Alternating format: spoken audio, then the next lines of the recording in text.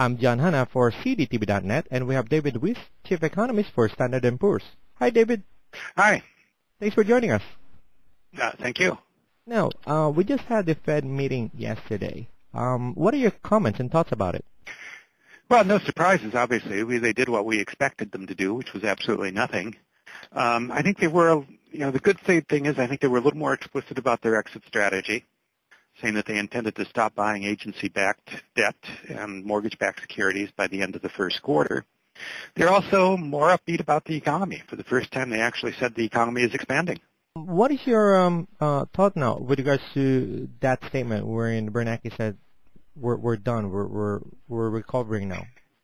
Well, I think he's right. I think we're in a recovery. I think it's going to be a slow recovery, and he has said that in his speeches as well, that it's going to be a long, hard slog to get out of this. That means to me the Fed's going to keep conditions pretty easy until we really start seeing not just growth, but some decent growth in the economy. And the interest rate, you think that's going to stay on for at this level for?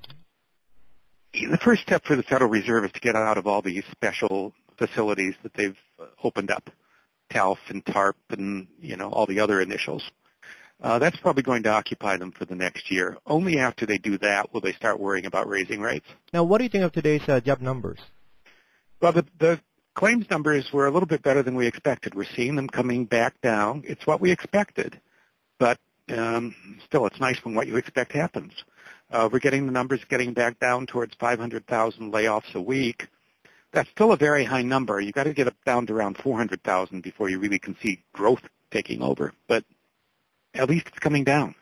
Overall, with what the numbers are saying now, where do you think the economy is headed? Are we on a slow recovery? Are we going to be bouncing around in this trend for the next couple of months? But we think we're in the beginnings of a slow recovery. But we're probably going to be bouncing along the bottom for at least a couple of months. We had some sort of premature recovery as a result of the clunkers program in August.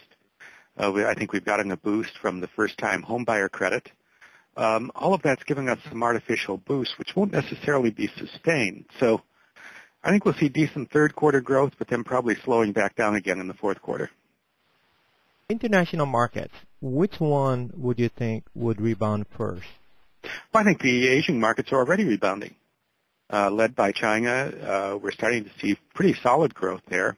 Even countries like Japan and Korea, where the recessions were pretty severe, are coming back largely on the strength of exports to China.